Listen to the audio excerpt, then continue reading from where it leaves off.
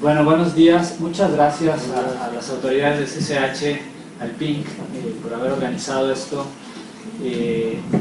Hace un año y medio tuvimos una charla en Ciudad Universitaria con la gente del PINC, discutiendo la necesidad de volver a profundizar, porque siempre ha habido vínculos entre la parte, digamos, de licenciatura y posgrados de la UNAM y todas sus preparatorias y sus SHs.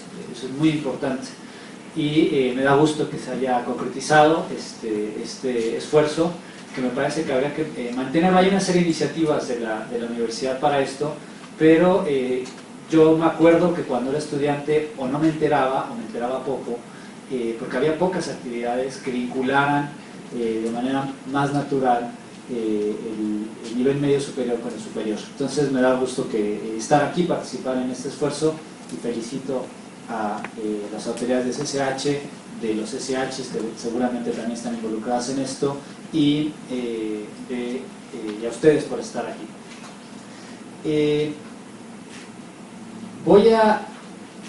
Me pidieron que les hablara de cambio climático y transporte. ¿Qué tanto saben de cambio climático? Entonces empezamos con cambio climático.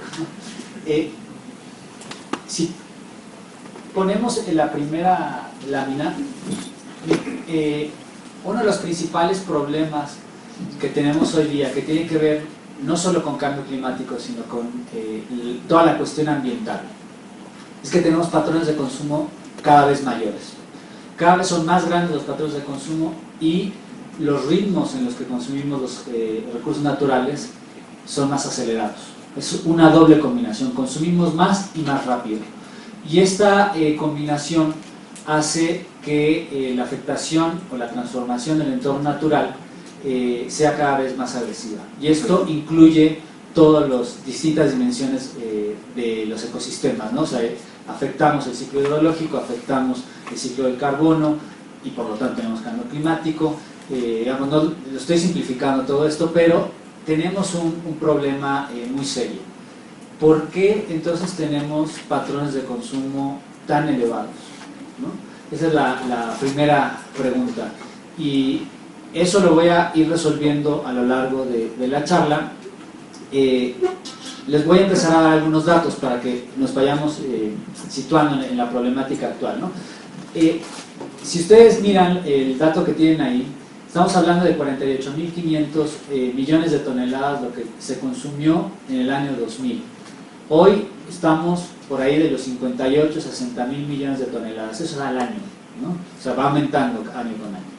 El grueso, la tercera parte, es biomasa, o sea, desde leña, alimentos, etcétera, 21% combustibles fósiles y 10% minerales. O sea, si suman eso, es prácticamente el grueso de los materiales que consumimos, o sea, energía, alimentos y minerales. Luego aquí le pueden sumar materiales de construcción y es prácticamente el 90% de todos los materiales que consumimos. Y vamos a ir viendo cómo es que esto va aumentando a nivel per cápita. Entonces, hoy día, si ven ahí, a nivel global, se calcula que cada uno de nosotros consumimos 8.1 toneladas de materiales al año. Pero evidentemente hay gente que vive en extrema pobreza que no llega a esto, y hay gente que vive, por ejemplo, en Estados Unidos o en propio México, con niveles de consumo, con niveles de vida muy elevados y niveles de consumo del doble o del triple por lo menos. O sea, se estima que al menos el consumo más elevado es 3 veces más que 8.1. Estamos hablando de 24 toneladas, ¿no? Al año. Y estas asimetrías de distribución de los recursos también nos habla de que hay injusticias en cómo se utilizan los recursos para satisfacer necesidades. Si pasamos a la siguiente, fíjense cómo no todo el mundo está contribuyendo con estos recursos al mercado internacional. O sea, ¿quiénes aportan los recursos al mundo y quiénes los consumen, ¿no? Para ver cómo son las desigualdades. Esto es un estudio que hizo el Programa de Naciones Unidas para el Desarrollo, que se llama algo así como desacoplando el consumo de recursos naturales a la economía. Digo algo así porque es mi traducción del inglés. Y entonces lo que vemos es que por un lado Estados Unidos, los europeos occidentales, o sea, no Europa del Este, sino estamos hablando de Francia sobre todo, Inglaterra, los países nórdicos, etcétera, digamos la Europa occidental y Japón son los que más consumen recursos naturales del planeta. Ahorita voy a meter China en el asunto, pero pongámoslo en este primer nivel así.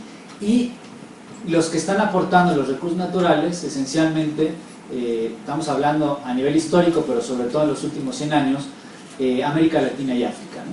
Son los principales.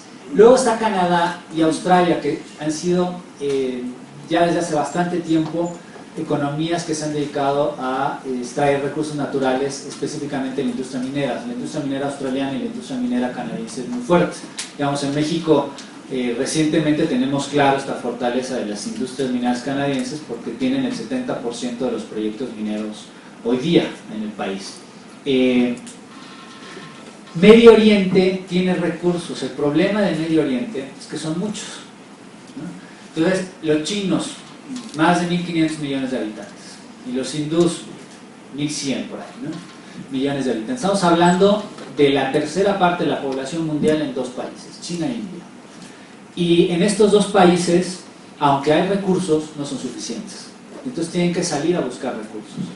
El problema con China es que China se ha vuelto, aparte de que está teniendo un desarrollo de su economía muy importante ya desde hace más de una década y media.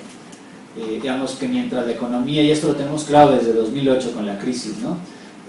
Mientras la economía de Estados Unidos está estancada, mientras la economía europea está en grandes problemas, oímos de Grecia, ¿no? Oímos de Irlanda, escuchamos más recientemente de España, tal vez Portugal también. Entonces, tenemos una situación complicada en Estados Unidos y en Europa, y China sigue creciendo. Y crecía al ritmo del 10%, ahora crece al ritmo del 4%, pero está creciendo. Y en este escenario algo está sucediendo. Están sucediendo dos cosas esencialmente vinculadas a lo que nos interesa, que es los patrones de consumo de recursos naturales. Primero, China, como ha crecido, se ha hecho país maquilador del planeta, ¿no? China fabrica el 30% de los bienes de consumo del planeta hoy día, y con algunas variaciones importantes dependiendo de qué estemos hablando, ¿no? El 60% de las importaciones de Estados Unidos son de Asia, 40% son solo de China. Entonces, para que vean el peso que tiene China en la economía mundial. Y evidentemente para producir toda esta cantidad de cosas que exporta China, que además no es China nada más, China son empresas estadounidenses y son empresas europeas operando en China, y desde ahí se fabrican y se exportan, son empresas chinas, genuinamente chinas también, haciendo productos y exportando, son las dos cosas, de manera creciente. Y eso requiere materiales. Entonces, ¿dónde está el hierro para las fábricas? ¿Dónde está el acero, el aluminio para la producción de coches, que han estado más recientemente entrando en eso? En fin, ¿dónde está el cobre para toda la expansión de la red eléctrica, para poder montar las fábricas, las unidades de servicio? ¿Dónde está el concreto? Todo esto lo tienen que sacar de algún lado.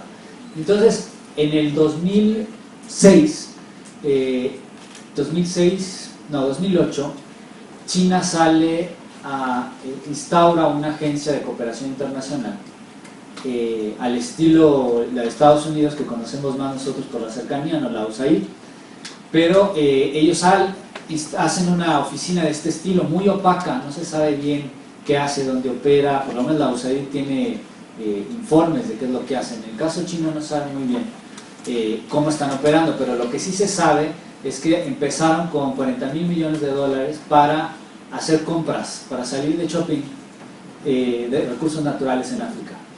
Prácticamente es esto.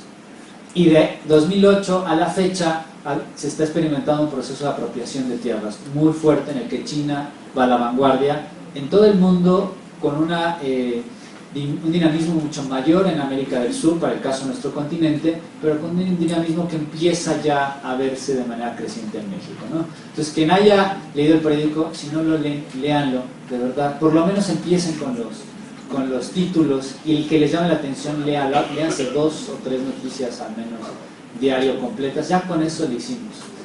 Si ustedes han seguido algo del periódico recientemente, hay una cosa que se llama el Dragon Mall, ¿no? Dragon Mall es un proyecto mexicano, chino, muy raro ahí, pero ¿de qué se trata, no? Es un puerto de altura entre Cancún y Playa del Carmen, con 3.000 casas habitación al lado. Bueno, está el puerto de altura, un mall enorme para meter toda la mercancía que venga de China, y 3.000 casas habitación para los chinos que van a venir evidentemente a trabajar a precio de chinos, lo que significa un empuje a la baja de los salarios mexicanos, por lo menos de la zona, tremendo, y un costo ambiental enorme, ¿no? Eso está en discusión. Es bien interesante cómo cuando con Salinas de Gortari, por ejemplo, ¿no? Y la implementación fuerte de las políticas neoliberales, parte del argumento es hay que abrir el mercado, ¿no? Que entren las inversiones extranjeras, que haya trato igualitario a los capitales nacionales extranjeros, etcétera, etcétera. La Cámara Nacional de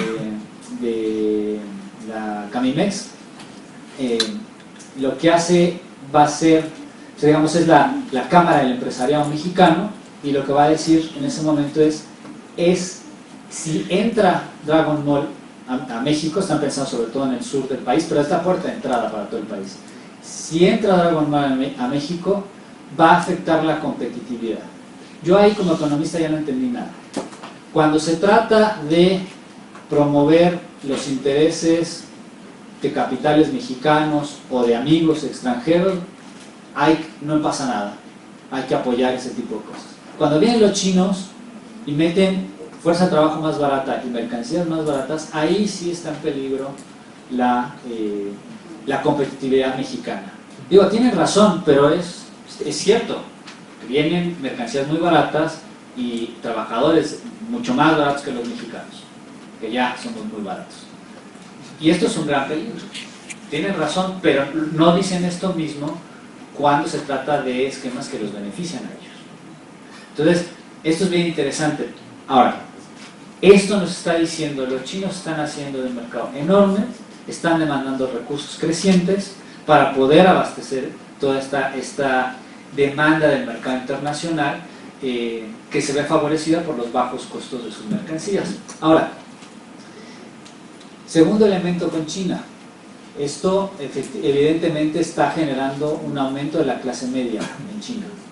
Y el consumo de la clase media china, imagínense qué tamaño estamos hablando de la clase media china, se aumenta 1% con respecto a México, que tiene menos de 10 veces la población que China. Entonces estamos hablando menos de 15 veces, ¿no? Bueno, más o menos 15 veces. Entonces estamos hablando de un aumento muy importante en número de personas que están consumiendo más y que están demandando niveles de vida, o que quieren niveles de vida a los estándares estadounidenses. Un automóvil, entonces imagínense, en el mundo hoy día hay 1.200 millones de automóviles, pero hay 1.500 millones de chinos.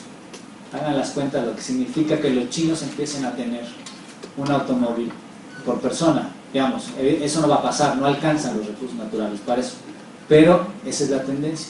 Entonces tenemos una doble dinámica: China como productor de muchas mercancías que consume el planeta, y China como nuevo consumidor a nivel mundial. Entonces esto está haciendo una presión muy fuerte sobre los ecosistemas en dos sentidos, ¿no? Por un lado, obviamente ecosistemas de ellos mismos están explotando sus propios recursos naturales, como no son tontos, están guardando lo más que puedan sus propios recursos como reservas estratégicas en las que en cualquier momento pueden acceder a ellas, y dando prioridad al uso de los recursos que compran en otros lados. Digamos, primero me acabo lo de los otros y luego, en última instancia, me acabo lo mío, porque es parte de asegurar mi proyección económica al futuro, ¿no? Y por eso es que China entra como uno de los grandes actores a escala mundial. Y esto va a tener muchas implicaciones, por el tema del consumo de energía, cuánta energía se necesita para poder producir todo esto, cuánta energía realmente consumen los chinos, todos los chinos consumen igual, cuánta energía consumen de manera indirecta los estadounidenses al consumir, o nosotros, al consumir los productos chinos. Entonces hay toda una complejidad importante que no voy a poder profundizar más sobre esto, pero lo dejo señalado. Y una de las cosas bien importantes es que China empieza a modificar las dinámicas de apropiación de recursos naturales, de tierra, agua, minerales, etcétera, energía, a escala planetaria. Entonces ya no son Estados Unidos como el país que siempre ha buscado minerales baratos y energía barata, ya no son solo los europeos, cada uno con sus espacios. Los europeos han subordinado junto con Estados Unidos de manera muy fuerte a África, Estados Unidos muy fuerte a América Latina a nivel histórico, con sus complejidades, también los mexicanos han ofertado sus recursos, no es que vengan y nos digan qué hacer, lo hacen en algunas ocasiones, pero también hay una decisión interna de los empresarios mexicanos o de los empresarios peruanos, o si quieren de los ecuatorianos que hablan del buen vivir y hacen exactamente lo mismo. Entonces estamos en una situación así y el problema son las proyecciones. Si todo continúa igualito, va a aumentar la extracción de recursos naturales 3 veces al 2050, ¿no? ¿Con qué planeta? Si se asume un escenario moderado, el aumento será del 40% para el 2050. Entonces, si empezamos a medir nuestros consumos, ¿no? Y luego, si nos queremos regresar a los consumos del año 2000, no hace mucho, ¿no?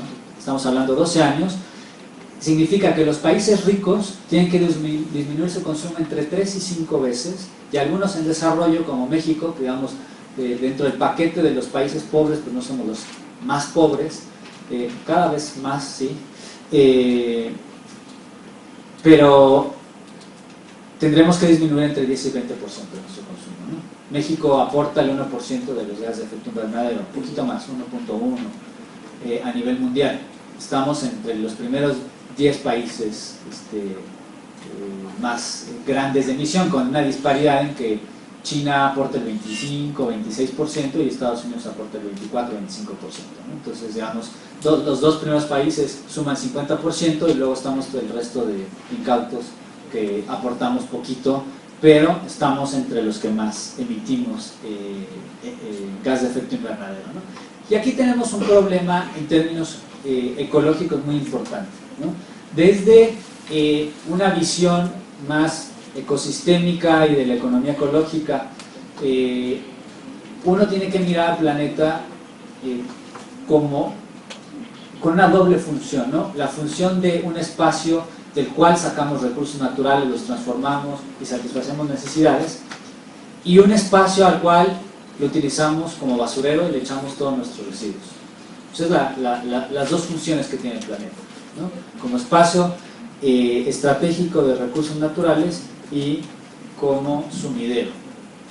Y entonces, la siguiente, lo que tenemos es que, claro, esta dinámica de mayor consumo de recursos naturales, porque es bien interesante, el consumo de materiales en el siglo pasado, o sea, de 1900 al 2000, aumenta en promedio 15 veces, ¿no? El consumo de biomasa aumenta 4 veces, mientras el consumo de materiales de construcción hasta 34 veces, el consumo de energía 12 veces. La población aumentó 5 veces. En ese proceso, en esos 100 años, lo que ha pasado es que la economía creció 34 veces, 34 y 35 veces. Entonces, algo nos está diciendo que conforme crece la economía, aumenta el consumo de energía y el consumo de materiales. ¿Y cuál es nuestro diseño, nuestros planes económicos? Nuestros, digo, de todos, de los hindús, de los chinos, de los mexicanos, de todos, de los venezolanos y su socialismo del siglo XXI. Lo digo porque no es nada más una cosa de los países con economías neoliberales. todo es desarrollo, crecimiento económico. Desarrollo entendido como crecimiento económico, pero si históricamente el crecimiento económico se asocia a un aumento del consumo de energía materiales y por tanto transformación de la naturaleza. Nuestro diseño está mal. O sea, nos está llevando a un problema muy fuerte hacia adelante. Ahora lo voy complejizando. Lo que tienen aquí es una serie de elementos, ciclos biogeoquímicos, por ejemplo, como el del nitrógeno, el del fósforo, la composición de la capa de ozono, etcétera, ¿no? En la columna que dice estado antes de 1850 era cómo era en ese momento la composición, por ejemplo, de la capa de ozono, ¿no? 290 unidades de ozono. Cuando nos vamos a la siguiente, que es la frontera propuesta, se supone que no podemos transgredir las 276 unidades de ozono. O sea, significa que antes de 1850 estábamos bastante mal y hemos mejorado con el estado actual, que tiene que ver con un tipo de política que se implementó. Cuando miramos el caso del carbono, el que es el primer renglón, ¿no? 280 partes por millón, la frontera propuesta es 350 partes por millón, la más optimista para la organización 350, para muchos ecologistas. En las negociaciones climáticas se habla de 450. ¿Cuáles son los criterios para definir una y la otra? Es toda una cuestión de un asunto para discutir, pero en cualquiera de los dos casos, en uno ya nos pasamos de la raya. Si nos vamos a 450, ahora estamos en 395, estamos muy cerquita, digamos, ya nos comimos la mitad del recorrido que programa las negociaciones del clima. Y seguimos sin un acuerdo internacional vinculante serio sobre el asunto. Vinculante significa usted se compromete a hacer tal cosa y lo va a hacer si no hay una serie de medidas que se toman, ¿no? Entonces, aquí nos está mostrando cómo efectivamente ha aumentado la economía, como les he comentado, ha aumentado el consumo de recursos naturales y en casi todos los casos nos hemos aproximado a la frontera ecológica o la hemos transgredido. La frontera ecológica, ¿qué significa? Es el punto ecológico, o sea, el punto que se ha definido por especialistas, a partir del cual se empiezan a generar efectos irreversibles. Si esos efectos irreversibles significan se acabó el planeta, no. Significan ya no se puede dar la vida, tampoco. Significa que no sabemos qué va a pasar, que puede incluir eso, o puede incluir una pérdida de X% de biodiversidad, o una pérdida de capacidad de producción de alimentos en X cantidad, etc. No se sabe, es tan complejo el sistema planetario que lo que sí se sabe es que a partir de ese punto ya nos estamos pasando la raya, por ponerlo de manera coloquial, ¿no? Entonces, si nos vamos a la siguiente, vamos bajando entonces la discusión al tema de transporte, y para eso tenemos que pasar por la discusión del proceso de urbanización del planeta, ¿no? El planeta se hizo urbano en los últimos años. O sea, en los últimos años, estamos hablando de los últimos 4 años, llegamos a ser 51% urbanos a nivel planetario. América Latina, como siempre, nos llevamos los mejores rankings, ¿no? De mayor obesidad, tenemos problemas de enfermedad como los de Estados Unidos, diabetes, sobrepeso, malnutrición. Malnutrición significa desnutrición o sobrepeso, ¿no? Y también tenemos tenemos un buen posicionamiento en emisiones de CO2 y tenemos un gran posicionamiento en el proceso de urbanización. Somos una región tan urbanizada como Estados Unidos o como Europa, estamos con el 80%, pero no tenemos la plata, el dinero que ellos tienen como para poder tener ciudades decentes. Entonces por eso tenemos ciudades que van con una con una extensión de ciudad, nosotros le llamamos asentamiento regular, los brasileños llaman favelas, llámenles como quieran, pero estas zonas de alta pobreza no necesariamente tienen todos los servicios, hacinamiento en zonas de equilibrio ecológico, zonas frágiles en términos ecológicos, o zonas de conservación, zonas de recarga de agua, etc. Eso lo tenemos en todas las ciudades de América Latina y no tenemos la plata para tener por lo tanto, buenas ciudades, ¿no? Entonces, lo que tenemos aquí es además, fíjense las desproporciones, 2% de la superficie terrestre es la dimensión territorial de los espacios urbanos, el 2%. Ese 2% se consume 2/3 partes de la energía mundial y emite 4/5 partes de los gases de efecto invernadero. Estamos hablando de unas desproporciones, unas simetrías enormes. Y claro, en ese escenario el campo es lo de menos, ¿no? Nada más que el campo produce alimentos y del resto de la superficie territorial salen energía y los materiales que demandan estos espacios. Entonces hay una subordinación de los espacios, del 88% restante de la superficie terrestre a las dinámicas, perdón, 98%, a las dinámicas de las ciudades. Y esto es bien importante porque los que tenemos el privilegio de vivir en las ciudades, con todas sus más menos, y en esta ciudad cada vez menos, eso es muy importante, tener muy claro que las ciudades son parásitos. Toda la energía que demanda la Ciudad de México, que es la ciudad que más energía consume todo el país, viene de fuera de la ciudad. ¿De dónde vienen nuestros alimentos? ¿De dónde viene nuestra agua incluso? Bueno, ahora quieren perforar 1 kilómetro, ¿no? Para sacar agua fósil de Iztapalapa. Es una locura en nuestras ciudades. Cada vez, porque fíjense, el vivir aquí con las demandas de agua significa gastar más en infraestructura y en energía para traerse el agua de Cutzamala, bombearlo 1 kilómetro de alto y abastecernos. Eso que traemos, que es menos del 30%, lo perdemos en fugas, esa misma proporción. No necesitamos quitarles el agua a los mazahuas si arreglamos el problema de fugas de la ciudad. Pero nos traemos 26% por ahí del agua que consumimos de allá y perdemos el 30% en fugas acá, ¿no? Entonces hay un problema con las ciudades y el asunto es que cada vez nos está costando más en términos de energía y de materiales, en términos de recursos naturales, mantenerlas. Aparte está toda la discusión de si todos vivimos igual de bien en las ciudades, ya sabemos que no, etcétera, etcétera, ¿no? Ahora me voy a meter en esa parte, pero a la cuestión del transporte. La siguiente.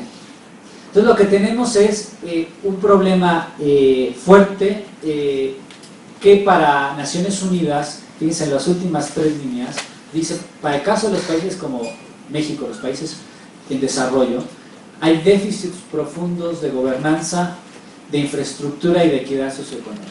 O sea, tenemos un problema de que efectivamente los gobiernos no están haciendo lo que pueden hacer, más allá de que se reinventen y cada vez puedan hacer más y planear mejores ciudades. Tenemos un problema de infraestructura, eso está claro, y tenemos un problema de equidad socioeconómica. Por más que hemos visto que han construido como locos en los últimos años en la Ciudad de México, ha sido el gasto nacional más grande en infraestructura se ha hecho en la Ciudad de México en el sexenio pasado, ¿no? Siendo la obra de la línea de metro, la línea dorada, la obra más importante de todo el país en los últimos años. Fue una obra costosísima. Fue una obra que costó poquito más de 120 millones de dólares el kilómetro. La línea 1 del Metrobús costó menos que lo que costó 1 kilómetro de metro. Y habría que preguntarse por qué se decidió construir una línea de metro tan cara y no más líneas de Metrobús, porque hay planteadas 15 rutas del Metrobús. Y eso es bien interesante. Yo no quiero decir que con esto que está mal ofrecer transporte público a la zona de Milpalta y conectar la Ciudad de México, porque efectivamente tiene problemas de conectividad. Pero el asunto es por qué previsas eso sobre la base de 15 líneas mucho más baratas que te van a dar movilidad en una zona mucho mayor y mayor integración a la ciudad. A negociarse de la construcción, que evidentemente mejor nos vamos por lo más caro, ¿no? Y luego hay otro elemento importante, el hecho de que el metro vaya en el subsuelo es bien importante. Primero, no compite con el automóvil privado. El hecho de que haya movilidad por abajo no significa que a mí me quites un carril como propietario de coche privado. Y segundo, que los pobres se vayan abajo y no se dan en la ciudad. Esto es en serio, O sea, este principio de los pobres por abajo, los ricos por arriba, no hay que tomárselo a la ligera, no es broma, es parte de una política pública que ha definido que lo privado tiene prioridad. Lo privado es 30% de la gente se mueve en transporte privado en esta ciudad, en la zona metropolitana. El 70% del gasto público se va a ese 30% de gente que se mueve. O sea, el 30% del gasto público se gasta en infraestructura de transporte público para el resto de la sociedad. Entonces, es una política pública equitativa, democrática. Los datos dicen que no. Si nos vamos a la siguiente, esta es la tendencia que vamos a tener en proceso de urbanización a escala mundial. Y lo pongo esto en el contexto porque, si bien México ya es un país prácticamente urbano, esta problemática se va a agudizar para el resto del planeta. Y digamos que la contaminación y el efecto de cambio climático al final lo vamos a vivir todos, producido por esta tendencia. Esto es solo, o sea, lo que quiere decir esto es que la población total actual en el 2050 va a ser urbana, más todo lo que se viene, ¿no? Que estamos hablando que para el 2050 va a haber 9.000, 9.500 millones de habitantes. Entonces, de esos 9.500, 6.400 se calcula que van a ser urbanos. Si nos vamos a la siguiente, ahí sí pueden ver mejor la relación además entre lo urbano y lo rural, ¿no? O sea, si miran, en el 2010 la mitad de la población es rural, ¿no? Y en el 2050, vean el pedacito, es que 20% por ahí, ¿no? Poquito, no más, 30% por ahí, ¿no? Y esto nos está diciendo algo importante, se los digo muy rápido porque no es el tema de ahora. El verde claro es la población urbana de los pobres. Fíjense que esa es la que aumenta, ¿no? O sea, la población de los ricos urbana más o menos se mantiene, disminuye muy poquito, que es el verde intermedio. Pero el verde clarito, vean cómo aumenta de manera muy fuerte. Lo que significa que una población rural más chiquita va a tener que producir más alimentos para una población urbana mayor, pero que mucha de esa población urbana mayor va a ser población de países pobres. Si no alcanzamos a producir los alimentos suficientes, los que no van a tener comida van a ser los pobres. ¿Está claro con esta gráfica? Es tremendo lo que se nos viene, y nosotros pensando que la soberanía alimentaria es la capacidad de comprar alimentos en el exterior, no de producirlos. ¿Dónde está nuestro campo? La siguiente, de estos 37.000 millones de toneladas de carbón, este es nuestro impacto como sociedad, ¿no? El grueso por la quema de combustibles fósiles, carbón, gas, petróleo y todas sus formas derivadas, ¿no? Gasolinas y demás, diésel. Ahí lo que tienen es un gráfico que muestra la responsabilidad diferenciada de las emisiones. O sea, si miran, bueno, aquí son aquí es la forma en la que los tipos de consumo de energía y en qué se gastó, ¿no? O sea, si miran el rojo, que son los combustibles líquidos, estamos hablando prácticamente gasolinas y diésel, es lo más importante. Vean cómo se dispara casualmente a partir de 1900, cuando aparece el automóvil, ¿no? Y el crecimiento fuerte es en la década de los 40, después de la Segunda Guerra Mundial, cuando entra, porque acuérdense de las clases de historia. En la Segunda Guerra Mundial, ¿qué es lo que sucede? Estados Unidos no es afectado, toda la matriz industrial europea queda devastada, y Estados Unidos pone mucha plata en torno a los grandes lagos, ¿no? Michigan, Detroit, toda esa zona, para que produjeran los coches, los tanques, todo lo que iba para la guerra. Y luego eso, cuando acaba la guerra, se reconvierte a la parte civil. Y hoy día, ¿qué tienen? Detroit Diesel, ¿no? Toda la tecnología de camiones diésel de carga, bueno, eso era, pero para la guerra, ahora es civil, ¿no? Y toda la industria automotriz tiene su sede, casi toda la industria automotriz estadounidense tiene su sede ahí, porque fue estimulada por la Segunda Guerra Mundial. Entonces, cuando ya no hay guerra, empieza el mercado civil de coches a consumir una cantidad de gasolina inaudita, y por eso es que prácticamente es una línea vertical.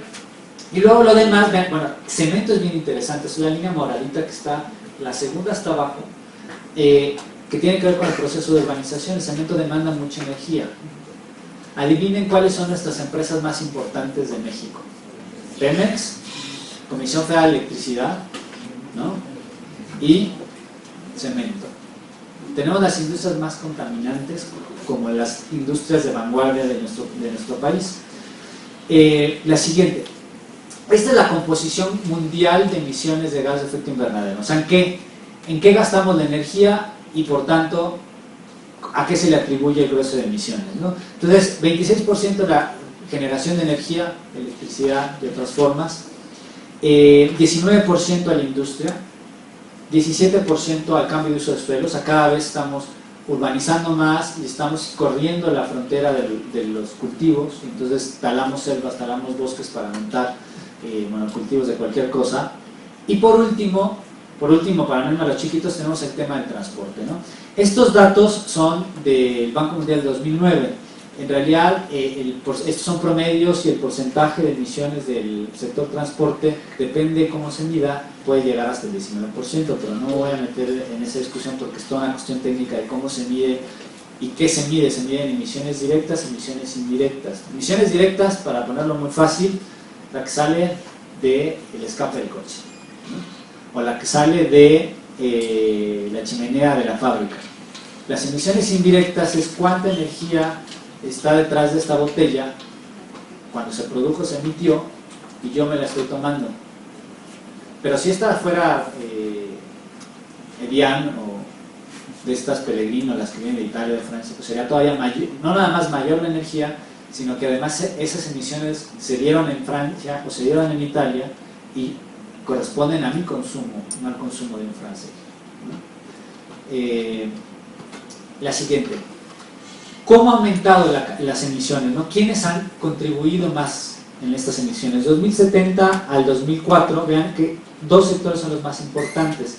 El sector transporte y el sector energía. En el sector energía como el más grave, ¿no? Pero el transporte, 120% es lo que aumenta las emisiones del transporte en esos 35 años, ¿no?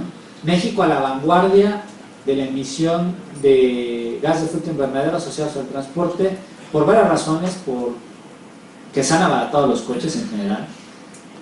Segundo, porque importamos coches chocolate y luego ya no son chocolate y también se pueden importar de manera legal. Son coches que consumen mucha gasolina, coches con muy baja eficiencia que caracterizan el parque vehicular estadounidense y viejos, ¿no?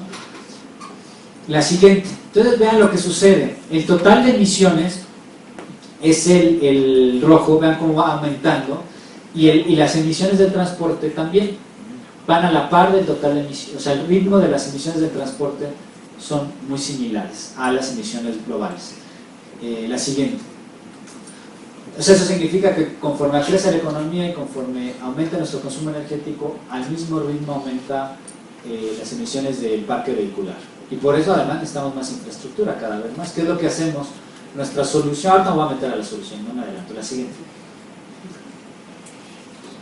Bueno, entonces perdón, la anterior, la del parque, esa. Entonces vean el brinco que vamos a dar. Esto es a nivel mundial, ¿no? Tenemos, aquí lo importante es, lo azul son los coches privados prácticamente, ¿no? Y los rojos son todo lo demás, utilitarios, de carga, etc. Vean cómo esos casi no aumentan. O sea, nuestra demanda de transporte terrestre para logística, para que nos traigan, nos lleven alimentos, que ya es una locura pues, mover el cargo con transporte automotor, ¿no? A diésel. Es mejor ferrocarril y luego hacer pequeñas combinaciones de transporte de carga ya a escala más local. Pero vean lo que está ahí, casi poco menos que se triplica el parque privado, el automóvil pequeñito, ¿no? Entonces, aquí es bien importante cómo uno mira las cosas. ¿Qué contamina más? ¿Un coche, un Matiz o un Hummer? ¿Por qué? ¿Cuántos Hummers hay y cuántos Matiz hay? Entonces, depende cómo uno mida, ¿no? Claro, el Homer es altamente despilfarrador, pero ¿cuántos Homers hay en el Parque Vehicular Nacional y cuántos hay de Matis? Entonces, esto es bien importante, esto se llama las narrativas de las mediciones. Entonces, ¿cuál es la narrativa de nuestra medición para ver cuál es la lógica? Porque claro, yo puedo argumentar las dos cosas. El Homer es altamente ecológico porque si usted mira cuántas emisiones genera el Parque Vehicular de Homer, no llega ni al 0.5% a nivel país. En cambio, el Suru es el peor, ¿no? Yo que se me estoy inventando, ¿no?, los datos, pero yo lo puedo decir y tengo los datos para comprobarlo. Pero estoy perdiendo digamos, la visión compleja e integral del problema. El problema es la cantidad de parque vehicular, que es enorme, y el coche chiquitito, que es muy eficiente como unidad, cuando lo miro como sistema, se vuelve altamente ineficiente. Entonces, no estoy apoyando las comercias. La siguiente.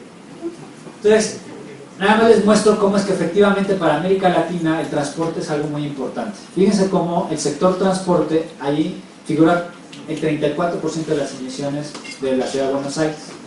La siguiente. En Sao Paulo, el sector transporte es el 54%.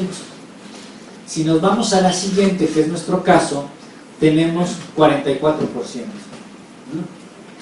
Y entonces entremos unos 5 o 10 minutitos al tema de transporte y terminamos. La siguiente, ¿no? Aquí, en el caso de transporte, hay una serie de variables. Es muy complejo el caso de transporte, porque depende de muchas cosas. Depende de la densidad urbana, del grano de las ciudades. Significa cómo es la traza, qué tan chiquitas o qué tan grandotas son las cuadras. Eso es el grano. ¿Cuáles son las tipologías de infraestructura que tenemos? ¿Cuál es el tipo de transporte que tiene mucho más peso en el movimiento de mercancías y en el movimiento de la gente, ¿no? ¿Qué tanto están integrados unos y otras modalidades, ¿no? Lo que tenemos hoy día es una tendencia a número de transportadas por vehículo cada vez menor, porque estamos aumentando nuestro parque vehicular privado y reduciendo nuestro sistema de transporte público. En términos de gente transportada, ¿no? Evidentemente uno se mete al Metrobús y cada vez parece que eso tiene más capacidad. No sé cómo cabe tanta gente en el hora pico, ¿no? El tiempo promedio de viaje está aumentando, porque cada vez hay más coches en las calles y cada vez hay menos movilidad en esta infraestructura, y por lo tanto hay un aumento mayor de emisiones, no solo porque hay más parque vehicular, sino porque cada vez se mueve menos o se mueve más lento ese parque vehicular, ¿no? La siguiente, por ejemplo, fíjense lo que está pasando. 2007, transporte carretera, 82% del total de movilidad de pasajeros en Estados Unidos, ¿no? Perdón, en Europa, 88% en Estados Unidos. O sea que el tren no es importante ni en Europa ya, que era una cosa muy importante, ¿no? El sistema de transporte que han logrado defender los europeos, pero en los últimos 50 años se desbancan al tren y la gente se está moviendo con coche. En México, bueno, ya ni tenemos eso, ¿no? El transporte de carga, a eso sí tenemos. Vean cómo sigue dominando el transporte por camión. 91% del total de toneladas transportadas por kilómetro en Europa y del 74% en Estados Unidos. Ellos que tienen trenes para transporte de pasajeros y ellos que tienen trenes de mucho mayor capacidad de carga y velocidad que nosotros. O sea, nuestros datos son un poquito peor, ¿no? La siguiente. ¿Qué es lo que estamos haciendo nosotros? Muy rápido, son 2 láminas en la Ciudad de México, ¿no? Estas son las medidas de adaptación. Ustedes se meten a la página de la Secretaría de Medio Ambiente de la Ciudad de México, van a encontrar, este es el resumen para que no se lean todo el informe, son 3 rubros para mitigación, perdón, para adaptación. Significa cómo, ahora qué hacemos, ya que viene el cambio climático, ahora cómo reaccionamos y nos protegemos. Y mitigación significa cómo reducimos las emisiones, ¿no? Entonces, ¿cómo nos adaptamos? Bueno, que nos avisen de manera temprana sobre cualquier riesgo, ¿no? Monitoreo hidrometeorológico si hay un evento climático extremo, manejo de microcuencas, etcétera, etcétera. Respuesta de mediano plazo, y más o menos son lo mismo, pero entran unas nuevas medidas como cuestiones de reforestación, ellos le llaman naturación de azoteas, que en realidad es azoteas verdes, y reducción del efecto albedo, que es, el efecto albedo es cuando entran los rayos solares, cómo se refleja o se absorbe esos rayos solares, ¿no? Entonces, cuando se absorbe el calor, por eso las ciudades la Ciudad de México es 4 grados más caliente que si nos salimos de la Ciudad de México, porque el asfalto, que es negro, absorbe el calor. Entonces, si pintamos las azoteas de blanco o bajamos el color negro del asfalto a un gris más o menos, no tan oscuro, lo que tendríamos entonces es un mayor reflejo de los rayos y por lo tanto decrecería la temperatura de la ciudad, ¿no? Entonces están hablando de este tipo de cosas. Las azoteas verdes ayudan a este tipo de cosas, ¿no? A que el calor no lo absorba la ciudad. Y luego el tema de educación y comunicación. La que me interesa es la siguiente, que son las medidas de mitigación. Voy a obviar el tema de energía, agua, bueno, nada más les voy a comentar de transporte, ahí pueden ver también que está el tema de residuos, ¿no? ¿Qué es lo que está proponiendo? Ciclovías, el tranvía Centro Histórico Buenavista, que se cayó ese proyecto, a ver si lo retoman en algún momento. Renovación del parque vehicular de la red de transporte de pasajeros, que eso es bien interesante porque simplemente es cambiar un camión viejo por uno nuevo. El nuevo emite menos emisiones, sí, porque, bueno, si es más eficiente y es de Euro 5, yo no sé, digamos, si el motor es más eficiente, sí es mejor, pero su construcción requirió mucha energía y muchas emisiones también. De todas maneras, esto no nos saca del problema de consumo de energía fósil, nos resuelve el problema momentáneamente, nos hace más eficiente nuestro sistema y emite menos emisiones, pero seguimos con un problema de consumo de energía fósil y de mal sistema de transporte público, y entonces hay que aumentarlo cada vez más. Entonces eso, digamos, no está mal, pero es una solución momentánea. Tenemos otras como el programa de verificación vehicular para el transporte de carga, como el que hay para los coches privados. 9 corredores de transporte en Metrobús, ahora ya son 15 planeados. La construcción de la línea 12, que ya lo hicieron, entre otras, ¿no? Bueno, el programa de transporte escolar obligatorio, que medio se trató de implementar, en fin, ¿no? Ahora, ¿cómo es nuestra foto? ¿Cómo es la Ciudad de México? ¿No? La zona metropolitana del Valle de México lo que tiene es esa cantidad de consumo de energía, ¿no? 44 millones de litros de gasolina, se emiten 532.000 toneladas anuales de compuestos orgánicos volátiles, 180.000 toneladas de óxidos de nitrógeno, 20.000 toneladas de particulado 10 y 7.000 toneladas de particulado 2.5. Este particulado es que aspiramos, se nos mete a los pulmones y eventualmente nos puede generar cáncer. Esto está muy asociado a la quema de diésel, sobre todo el nuestro diésel, que es de muy baja calidad. Entonces, si uno mira los estudios del Metrobús, el Metrobús es una maravilla, y no lo digo irónicamente, lo digo en serio, sobre todo porque le quita espacio al transporte privado, y luego porque es más eficiente que incluso que el metro, depende de la hora de pico. Ahora el problema es que está mal diseñado, es otra cuestión. Pero sí, porque váyanse a la hora pico al Metrobús de Insurgentes, por ejemplo, y hay 4 camiones en línea, el cuarto esperando a ver a qué hora arranca el primero, y entonces hay una cola, hay tráfico en la línea privada o exclusiva del Metrobús. ¿Por qué? Porque no se les ocurrió, no quieren hacer una bahía que le quite otro carril, se puede hacer para todo el recorrido, pero por lo menos solo para las estaciones. Entonces, cada vez que hay estación se hace un cuello de botella para los coches privados, que desincentiva también el transporte privado, y el transporte público puede rebasar.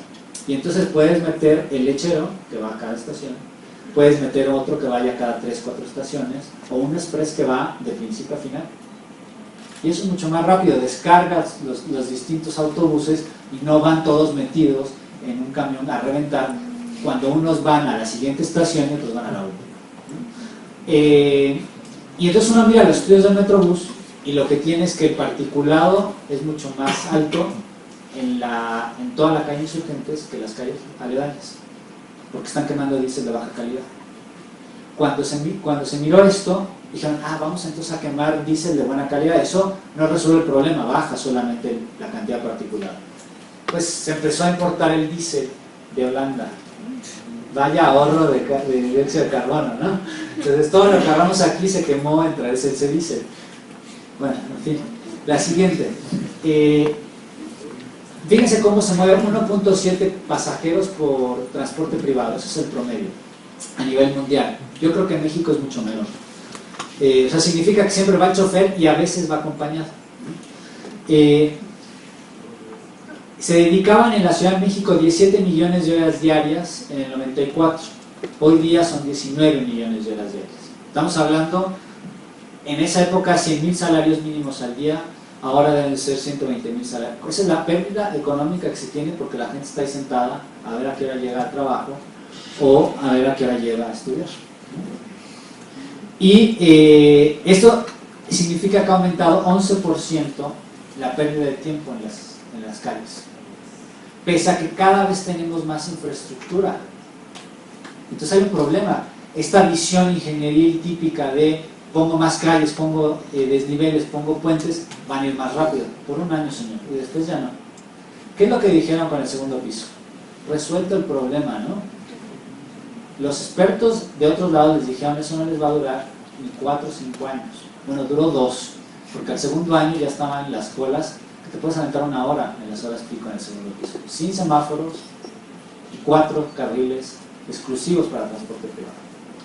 Entonces, y lo mismo va a pasar con la autopista urbana, la manera, hay un truquito, les digo para que nos indignemos un poquito. En todas estas infraestructuras privadas de la ciudad, porque ahora nosotros estamos experimentando segundo piso privado, ¿no? Ahora paga usted para subir, paga su peaje. Eso, ¿por qué? Porque lo pagó una empresa privada, la construcción. Y la empresa privada tiene que recuperar sus ganancias. Hay eso de, fíjense en la nota chiquita, ¿no? La nota ultra chiquita de estos contratos, que habrá que ver, yo no sé si el caso en México es así, pero casi que garantizo que es así, porque así es en todo el planeta. Si la empresa no recauda un mínimo que se definió previamente para recuperar su inversión, alguien tiene que pagarlo, y ese alguien es el gobierno y ese alguien somos todos. O sea que no importa si va un coche arriba o van 100, todos pagamos. Entonces, habría que ver las finanzas en los próximos años de esa autopista para ver quiénes gozan de ese espacio privado urbano y quiénes están pagando en realidad eso. Aunque ellos en la práctica vayan y paguen su peaje, si no se cubre la cuota, ellos van cómodamente y el resto, hasta los que van en el metro, van pagando con sus impuestos parte del asunto. Entonces, esos son los trucos, esos son los negocios de la infraestructura de transporte, ¿no? Ahora, ¿cuáles son las soluciones, no? La siguiente. Ahí. Nos dicen, hagamos más eficientes los coches. Por ejemplo, bueno, primero más infraestructura, ¿no? Eso ya se los comenté. Más infraestructura no significa mayor movilidad. O sea, tenemos más infraestructura y nos movemos menos, como ya les di los datos de las horas, ¿no? Luego, incremento de la eficiencia de los automotores. Entonces, por ejemplo, para hacerlos más eficientes, reducimos el peso. Cambiamos acero por aluminio porque es menos pesado y entonces como pesa menos, consume menos gasolina. Para lo mismo metemos composites o metemos plástico. El problema es que estos materiales, su fabricación requiere de más energía. Entonces los cálculos que se han hecho es que para poder pagar usando el coche las emisiones que se generan de ese cambio de un material a otro, necesitamos usar el coche 60,000 kilómetros para recuperar el gasto extra de energía en aluminio y 132,000 kilómetros para el caso de la fibra de carbono, composites de fibra de carbono. O sea que, ¿cuánta gente utiliza el coche, sobre todo los coches caros? 132,000 kilómetros. A veces sí, se los hacen en 2 años, pero normalmente no es así, ¿no? Se cambian los coches cada 2 años y de hecho un coche rara vez, la industria automotriz considera que un coche se hace viejo, hay que desecharlo a los 5 años. Claro que en la práctica se extiende hasta 15, 18 años máximo y a veces no se alcanzan a pagar la energía incluida ahí, ¿no? Entonces, está bien, la eficiencia está bien, pero tenemos el problema Matiz, Homer, de todas maneras, ¿no? Hace más eficiente el coche, pero si tienes más coches en la calle, tu problema es mayor, por más que sea más eficiente cada coche. Luego la siguiente tenemos el tema de nuevos combustibles, ¿no? Entonces se dicen, bioetanol y biodiesel, ¿no? Entonces muy rápido, nosotros hicimos un estudio para México de cuál sería la demanda, la siguiente, cuál sería la demanda de energía, de agua y de tierra para producir el biodiesel, ¿no? Entonces lo que tienen ahí es, por ejemplo, cada litro de etanol producido en México, hoy día, demanda 2.735 litros de agua. Entonces, digamos, es como si le echan un litro de etanol a su coche y le echan 2.735 litros de agua indirecta. Eso es lo que significa usar un litro de etanol, ¿no? Y al final seguimos emitiendo gas de efecto invernadero, ¿no? 137.38 gramos de CO2 por megajoule, ¿no? Entonces la siguiente nos dice lo mismo para el caso del biodiesel, que nos demanda 2.594 litros de agua, ¿no? Y ahí por ahí está el tema de la demanda de tierra que tenemos ahí, pero no se las puedo explicar por cuestiones de tiempo. Pero si nos vamos a la siguiente, ahí nos resume el asunto, ¿no? O sea, si sembramos todo el país de caña y todo el país de palma aceitera, palma africana, donde se pueda sembrar, porque no en cualquier lado se puede sembrar, nos alcanzaría para un máximo del 20% de mezcla, o sea, 80% gasolina convencional y 20% etanol de caña. Y luego nos vamos con el diésel y es lo mismo, 95% diésel de petróleo y 5% de aceite de palma, o de biodiesel. O sea, nos está diciendo que vamos a destinar una porción muy importante de tierra a nivel nacional para que queme 30% de la población la energía esta generando gas de efecto invernadero, y no solucionamos el problema del todo, de todas maneras. ¿Por qué? Porque no nos alcanza una mezcla mayor todo el país, y el consumo de gasolinas va a aumentar al 2025. Ahora no recuerdo el dato, pero va a aumentar bastante. Para la Ciudad de México no tanto, pero para nivel país sí. Y eso, bueno, eso lo hicimos para un proyecto justamente del PINC. La siguiente. Ahí les muestra cómo efectivamente lo que se pase de 100 ahí, bueno, ¿dónde está? Lo que se pase de 87.5, perdón, que es la del petróleo, ¿no? La que tienen acá. Todo lo que esté arriba de 87.5 significa que emite más gas de efecto invernadero que un litro de gasolina convencional. O sea, que la colza, la palma, la soya y las arenas bituminosas, es petróleo pesado, todo eso es peor que lo que estamos usando hoy día de gasolina convencional. Y lo que está abajo es un poquito mejor, ¿ok? Pero no nos resuelve el problema de todas maneras. Entonces, la apuesta a los biocombustibles es problemática, porque no te resuelve el asunto del clima del todo, porque favorece el uso de tierra para beneficio de una población muy chiquitita que se mueve en transporte privado. Esencialmente acá hay biodiesel y se usa para el transporte público, pero esto no es la gran utilidad, y sobre todo porque pelea por los recursos para la producción de alimentos. O sea, esa agua para la palma o para la caña se puede usar para sembrar maíz, para sembrar frijol, en un país en el que nos informan que tenemos, que eran 15 millones, ¿no?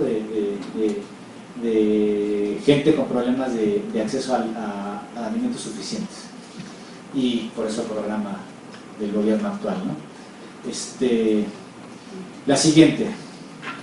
Entonces, ¿qué es lo que necesitan? ¿Cómo se piensa un cambio en el sistema de transporte, ¿no? Tenemos que pasar de transporte a movilidad. Ya no se trata de mover cosas y de mover gente de un punto a otro, sino realmente cómo se mueve de manera integral la gente y las mercancías, en el que haya rasgos muy importantes para el caso de transporte de pasajeros. O sea, la movilidad sustentable requiere de accesibilidad, o sea, que tengas un punto de transporte público cercano, asequible, barato, de buena calidad, eficiente, que sea seguro, que es otra cuestión muy importante, y lo menos contaminante posible. O sea, para llegar a ese punto nos falta un montón, ¿no? la siguiente, y no estamos hablando de si ese transporte se mueve con energía fósil o no, estamos diciendo que lo menos contaminante posible, ¿no?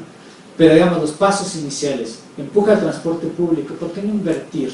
Si se mueve el 70% de la gente en transporte público, ¿por qué no el 70% de los recursos se va al sistema de transporte público? Bueno, porque hay unas simetrías de poder y los que votan y los que tienen las fábricas y los que tienen dineros es el 30%.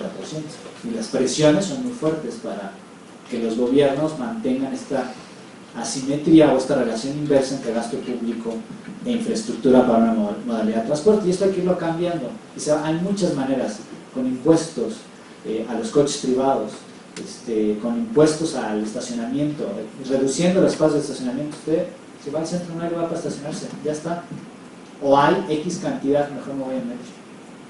De esta manera que vas desincentivando, ¿no?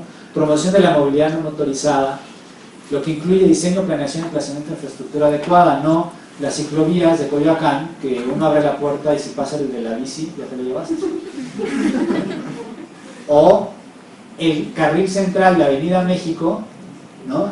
Hay 4 carriles. Uno están los coches estacionados de cada lado, entonces quedan 2. Y los 2 de medio tienen una bici enorme pintada en el centro que está todo el tiempo llena de coches. ¿Dónde está la ciclovía? Eso es una vacilada. Pero esa es la política pública de ciclovía del centro de Coyoacán, que es broma. Entonces hay que hacer eso bien en serio. Además, ¿para dónde? ¿A dónde van esas bicis? ¿A qué sistemas de transporte público? ¿Puedes subir tu bici al metro? En un día, a cierta hora, ¿no? Esto, por ejemplo, no va a Europa, va a Estados Unidos, hay vagones especiales para los que traen bicis. Y ahí se van. Y claro, se van peleando entre las bicis y el metro, pero vas integrando una modalidad con la otra, ¿no? Mejora la regulación logística de la entrada de cargo a las ciudades. En México, Bimbo, Coca-Cola, Nestlé, todas estas enormes se han opuesto de manera muy fuerte a que les regulen la logística de cargo. Por ejemplo, diciéndole, usted solo puede hacer entrega de cargo de las 11 de la noche a las 4 de la mañana, si quiere. Entonces significa pagar salarios en la noche, etcétera, etcétera, y descargas. La ciudad, 40% puede llegar a ser la cantidad de coches que van vinculados a la movilidad de mercancías. Entonces, por lo menos los grandes trailers los sacas de la jugada todo el día, que es cuando está el tráfico pesado. Bueno, eso no quieren, y hay un lobby tremendo para que esto no se regule. Y luego, y vean, ahí son 68.000 unidades al año para la zona metropolitana, que mueven 24 toneladas por habitante al año. Ese es el problema, ¿no? La siguiente, nada más para que vean muy rápido la eficiencia de cada tipo de transporte. La última línea que está hasta acá, que estas son las emisiones. Vean cómo la motocicleta y el automóvil de emisiones directas e indirectas, que significa las que quema de gasolina y las que van por el servicio y por la fabricación de ese automóvil, de esa motocicleta, vean cómo son casi iguales, ¿no? En el caso de las camionetas se duplica, pero vean cuando nos vamos al Metrobús, 13 gramos, ¿no? El metro es máxima capacidad total. Aquí se asume la gente legalmente que debe de ir, ¿no? Legalmente es casi igual que el Metrobús, pero como no va la gente legalmente que tiene que ir, sino va como 5 veces más, es altamente eficiente el metro, ¿no? El problema del metro es que no va todo el tiempo retacado, y entonces uno tendría que hacer una media de realmente cuánto es y eso ya están hechos los cálculos, ya los hicimos, de cuánta energía utiliza y cuántos pasajeros mueve al año, y sigue siendo el segundo más eficiente con respecto al Metrobús. El Metrobús es un poquitito más eficiente que el metro si consideramos esto. Lo que pasa es que son dos sistemas distintos, uno va por debajo, otro va por arriba. Además, yo le apuesto mucho al Metrobús porque quita el coche de las calles, etcétera, etcétera, ¿no? Bueno, y las últimas, me parece, 2 láminas, ¿sí?, tienen que ver con algunas otras apuestas, ¿no? Exigencia de criterios mínimos de eficiencia energética del parque vehicular, que apenas lo están haciendo, cuando ya se hizo en Estados Unidos desde los 80, además hay una historia lindísima ahí. La razón por la que aparecen las camionetas estas es porque ese chasis es un chasis de trailer, chiquito.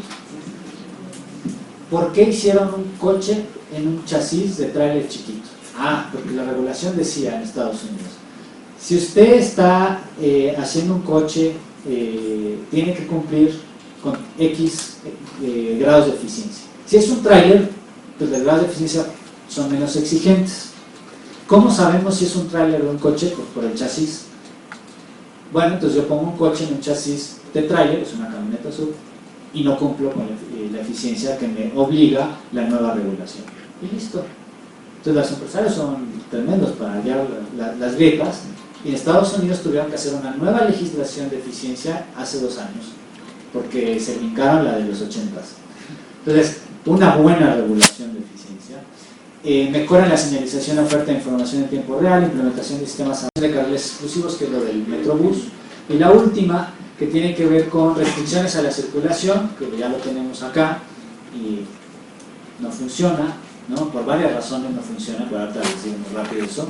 Regulación de emisiones, establecimiento del precio de vía, que eso es algo bien discutible, sobre todo para nuestros países, porque impuestos al combustible también, no al tráfico, porque somos un país que no tiene los ingresos como en Estados Unidos o en Europa, que puedes poner este tipo de cosas, y porque como la carga se hace también por las vías, entonces mucho del costo que se incremente por el impuesto a la movilidad de este transporte de carga se va a transferir al consumidor, y entonces vamos a pagar más por nuestros productos porque la gasolina aumenta y porque hay un impuesto a la movilidad por X calle, ¿no? Entonces esto es bien complicado, hay toda una discusión al respecto, cómo se podrían meter mecanismos para disminuir las afectaciones a la población más pobre con el retiro de los subsidios a la gasolina o incluso los impuestos a la gasolina. O sea, lo que nosotros tenemos los gasolinazos es eso, es cada mes, y cada mes nuestro salario se nos hace más chiquitito en la práctica, por eso y por otras razones, pero eso significa porque las empresas no van a perder, las empresas te aumentan el precio, y ahora le cuesta, ¿cuánto sube la gasolina? ¿1 centavo? Le cuesta 1 centavo más, y no nos parece que no lo sentimos, pero hagan las cuentas. El tema de la restricción de circulación, muy rápido, hoy no circula. ¿Qué es lo que pasó con el hoy no circula? El hoy no circula, primero los coches, la gente que tiene plata es la gente que tiene coche. Le dice no puede circular su coche, pues me compro otro. Y entonces el parque vehicular aumentó, salió peor, ¿no? Entonces cuando vieron eso, entonces dijeron, bueno, los que tienen mucha plata que sí se van a comprar el coche, el segundo coche, entonces eso sí puede circular todos los días, ¿no? Entonces la doble cero. Entonces al final un mecanismo que pudo haber funcionado muy bien, la realidad hizo que no funcionara, porque la gente que más dinero tiene es la gente que sigue circulando, y la gente que apenas puede acceder al transporte privado es la que deja de circular. Entonces sigue siendo una política socialmente desigual. ¿Me explico? Y con el Metrobús pasó algo parecido. Ustedes vean los anuncios del Metrobús, dice desplaza a no sé cuántos coches, ¿no? Cada camioncito, ¿no? Cada articulado, o dice ha ahorrado tantas toneladas de gases de efecto invernadero.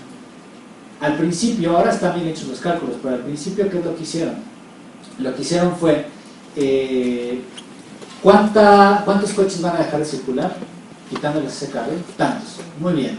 ¿Cuánta gente se va a mover entonces ahora en el Metrobús? Pues esa gente que ya no va, esos coches que ya no van a circular. Entonces hemos ahorrado tantas toneladas de dióxido de carbono. Y luego alguien se dio cuenta y dijeron, oiga, ¿y ese coche realmente dejó de circular? Entonces empezaron a hacer encuestas, ¿no? 30% de los usuarios del Metrobús dejaron el coche, el resto siguió en el coche.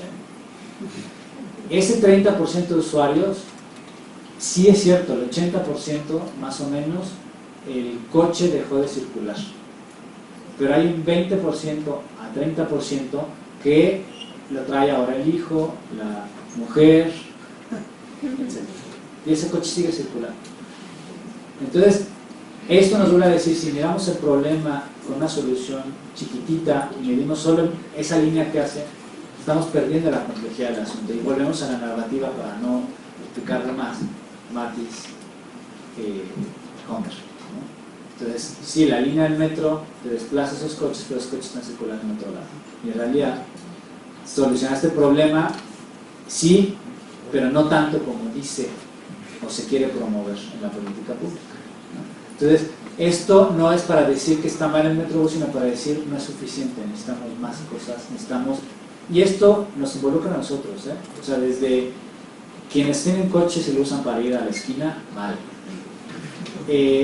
Quienes pueden evitar irse del coche privado o pueden al revés fomentar, compartir el coche, ya contribuyeron, aumentaron la eficiencia en la movilidad, etcétera, ¿no?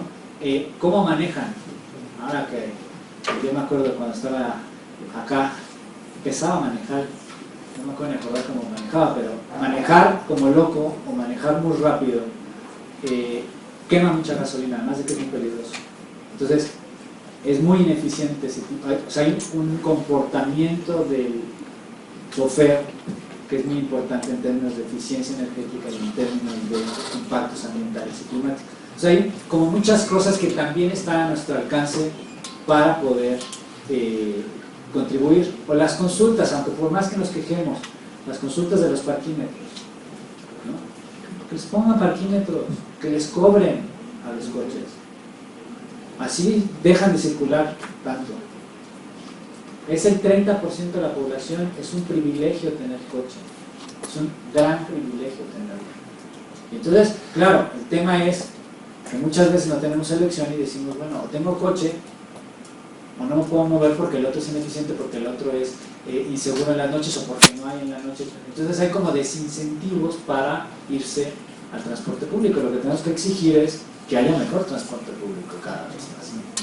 Y eso se hace de muchas maneras, desde democracia participativa, cuando voten piensen por quién votan, hasta sesiones como estas, digamos, si nos vamos a lo más chiquitito, empezamos a leer y empezamos a ver qué es lo que está pasando y cómo podemos empezar a hacer conciencia de este tipo de problemas a nivel individual, y luego le dicen a los amigos, oye, fíjate que la otra vez yo escuché tal cosa, y no se crean lo que uno les dice, vayan y lean las cosas, vayan, investiguen y vean si es cierto todo esto que les acabo de decir, ¿no? Porque esa es la única manera en la que van a poder realmente apropiarse de la problemática y pensar qué soluciones están a su alcance inmediato, ¿okay?